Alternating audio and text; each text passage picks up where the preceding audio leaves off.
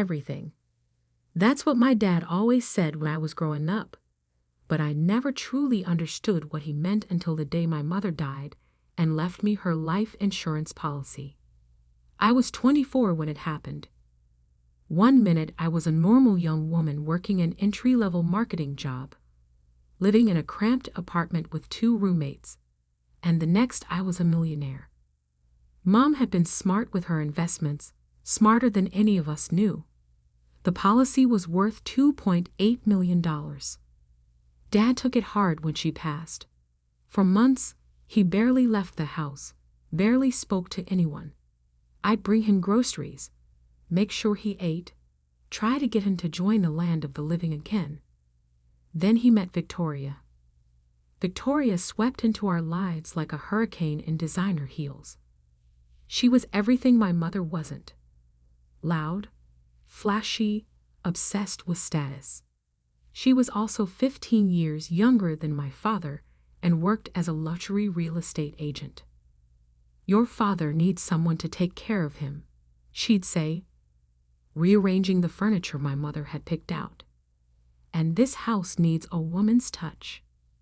I bit my tongue every time she said things like that. After all, Dad was smiling again, leaving the house, seeming more like his old self. If Victoria made him happy, I could learn to live with her constant jabs and subtle put-downs. Then came the day Dad announced they were getting married. "Isn't it wonderful, Sophie?" He beamed, holding Victoria's hand across the dinner table. "We're going to start a whole new chapter." Victoria's smile was all teeth. "And of course, we'll need a new house to start our new life. Something more suitable." Her eyes swept dismissively around my childhood home, the home my mother had lovingly decorated over 20 years. I should have seen it coming. Within a week, Victoria had convinced Dad to list our house. "The market is hot right now," she argued, "and I've found the perfect place for us." The perfect place turned out to be Oakwood Manor, a sprawling colonial revival mansion in the city's most exclusive neighborhood. Victoria had been trying to sell it for months without success. The price tag of $3.2 million was steep even for that area.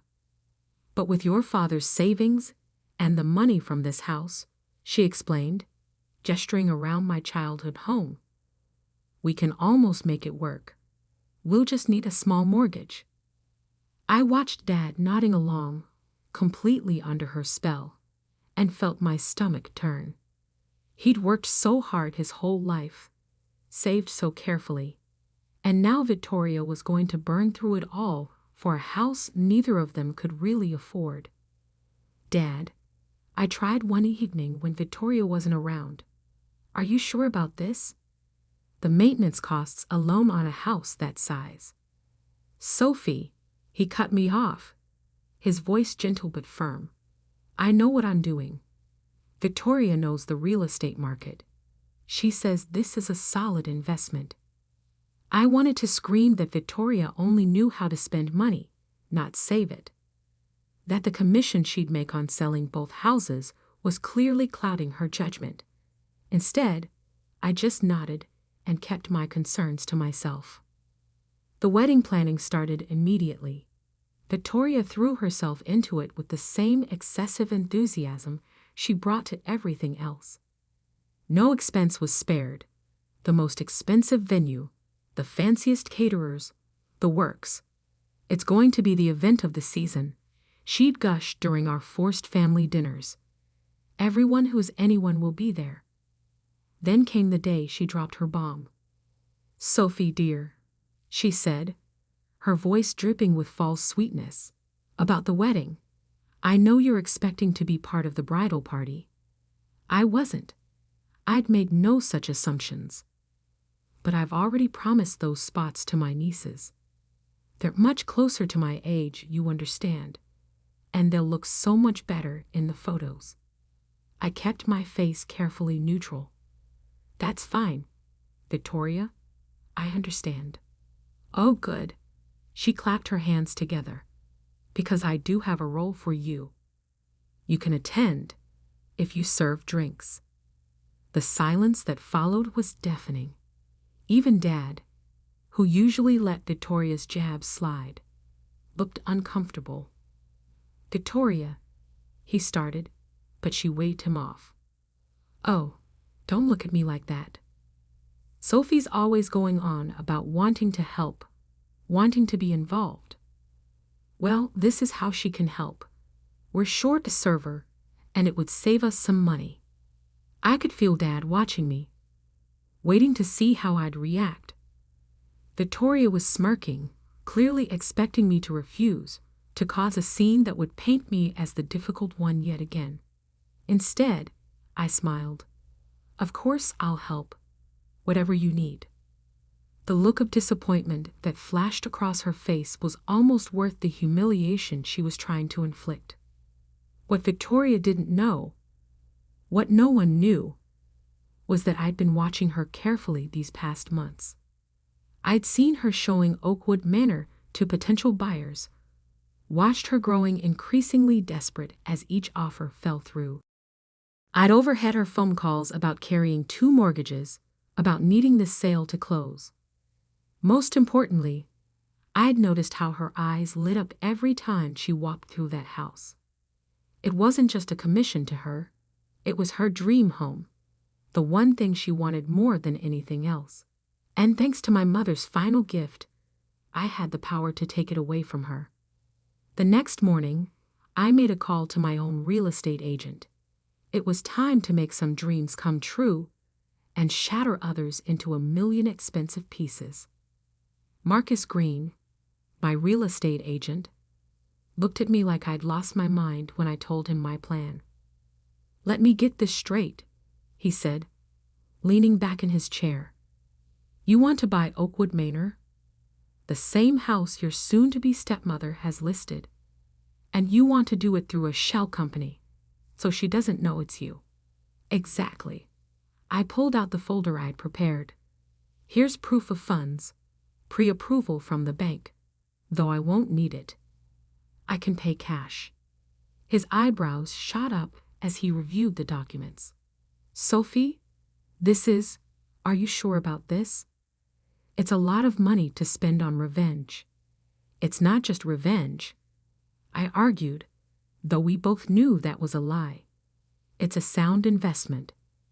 The property values in that neighborhood have increased 15% annually for the past 5 years. Marcus sighed but started typing on his computer. "All right, let's set up Brighton Holdings LLC. It'll take a few days to get everything in order. But Sophie," he looked at me seriously, "Victoria Carter is one of the top luxury real estate agents in the city. She's going to be furious when she realizes what happened." I smiled. That's the point. The next few weeks were a careful dance of deception. While Victoria wrapped herself in wedding details, I was quietly orchestrating the biggest purchase of my life.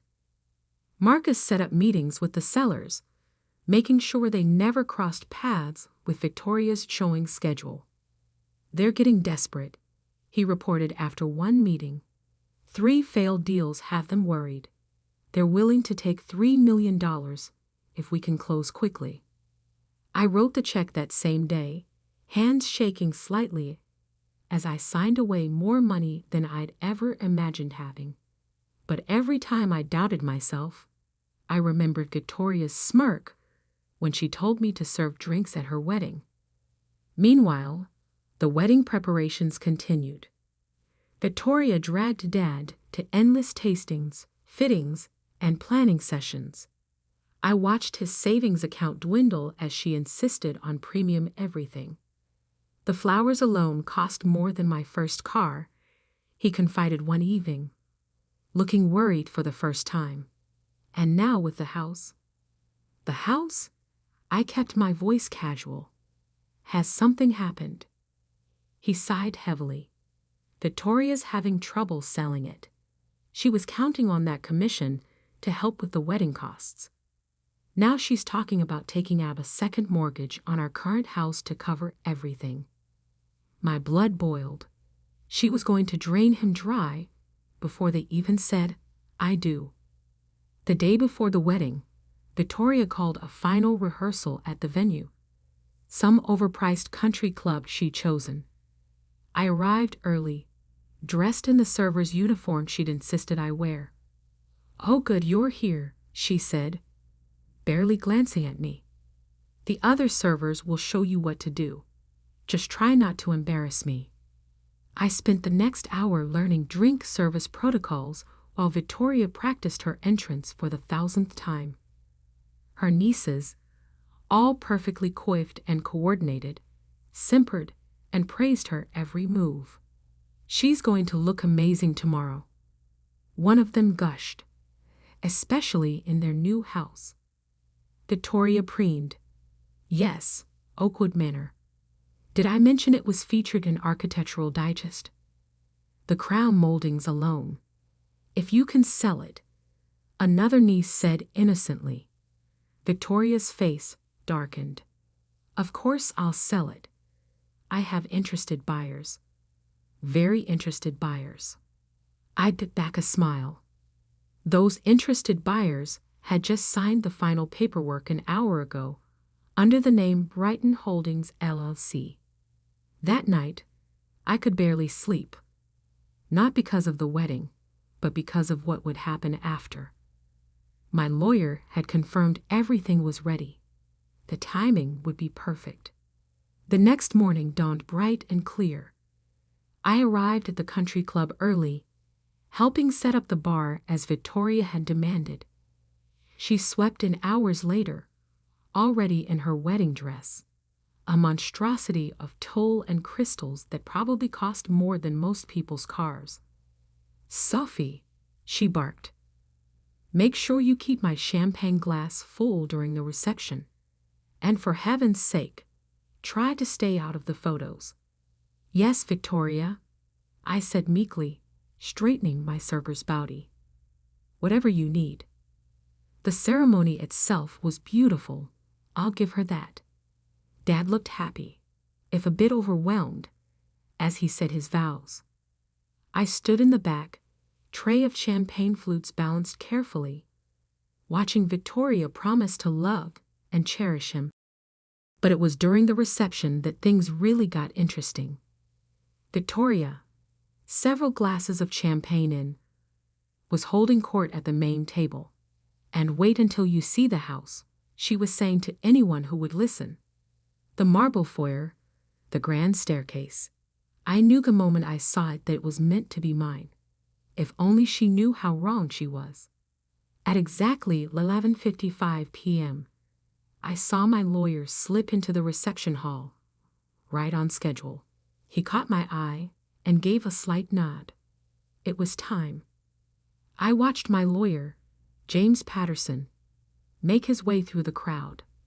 He was carrying a sleek leather briefcase, the kind that screamed expensive legal documents inside. Victoria, ever attuned to displays of wealth, noticed him immediately. "Can I help you?" she called out, her professional real estate agent smile sliding into place. "Mrs. Carter Reynolds?" James asked formally, using her brand-new married name. "I have some documents regarding Oakwood Manor that require your immediate attention." Victoria's face lit up. She'd been drinking champagne all night, celebrating not just her wedding, but also her apparent triumph. "Oh, has someone made an offer?" "Actually," James said, pulling out a thick envelope, "the house has already been sold. These are the final executed documents.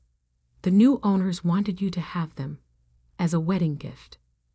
The color drained from Victoria's face. "What?" "That's impossible. I'm the listing agent. All offers have to go through me." "Not when the buyers work directly with the seller's agent," James replied smoothly. "Brighton Holdings LLC closed on the property this morning. All cash offer, no contingencies. The deed has already been recorded."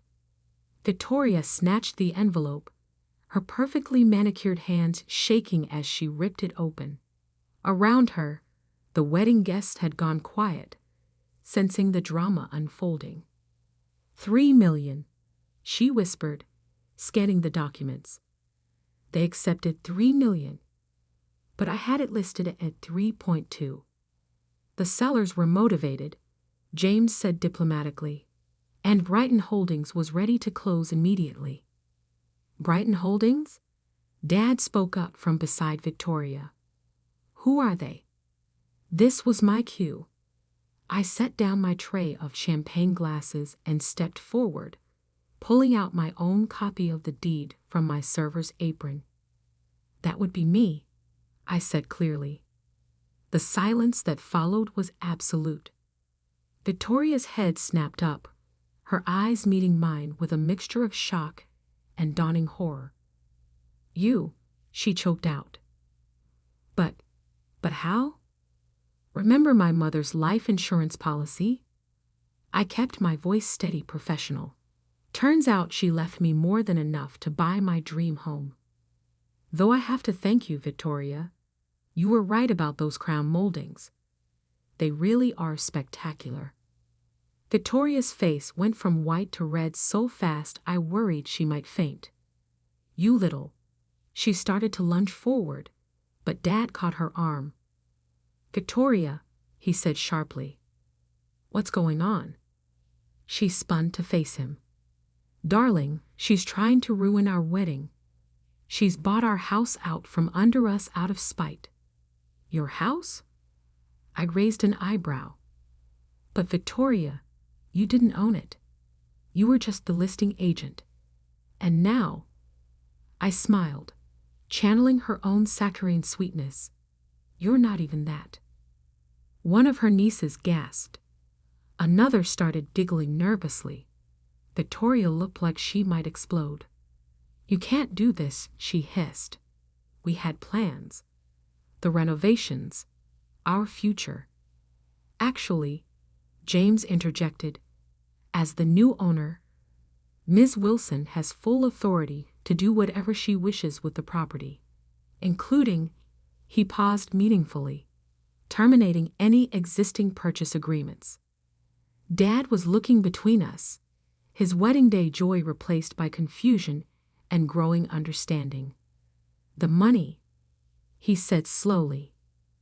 Victoria, you said we had enough for the down payment.